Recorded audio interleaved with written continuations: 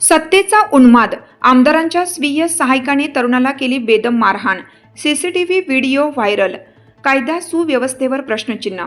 अकोले तालुक्यातील राजूर येथे एका तरुणाला भर बाजारपेठेत मारहाण झाल्याचा सीसीटीव्ही व्हिडिओ समोर आला असून या घटनेचा कथित सीसीटीव्ही व्हिडिओ सोशल मीडियावर व्हायरल होत आहे.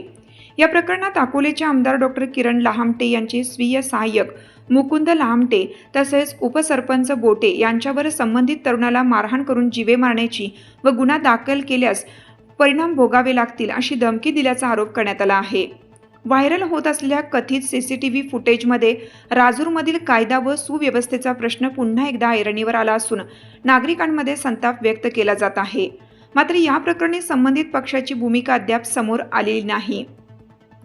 दरम्यान राजूर ग्रामपंचायतीच्या पोटनिवडणुकीत आमदार समर्थकांना पराभवाचा सामना करावा लागल्याची चर्चा असून ग्रामपंचायतीच्या कारभारावरही विविध आरोप झाले होते. सुमारे 1,15,00,000च्या कथित अपहाराच्या प्रकरणानंतर तत्कालीन सरपंचांना पदावरून दूर करण्यात आलं आणि ग्रामपंचायतीवरील सत्ता माजी आमदार वैभव पिचड यांच्या गटाकडे गेल्याचे सांगितले जात आहे. या पार्श्वभूमीवर राजूरमधील ताज्या मारहाणीच्या घटनेमुळे हा सत्तेचा माज आहे का असा प्रश्न काही नागरिक उपस्थित करत आहेत. तथापि या सर्व आरोपांबाबत पोलीस तपास आणि अधिकृत भूमिका समोर येणं बाकी आहे.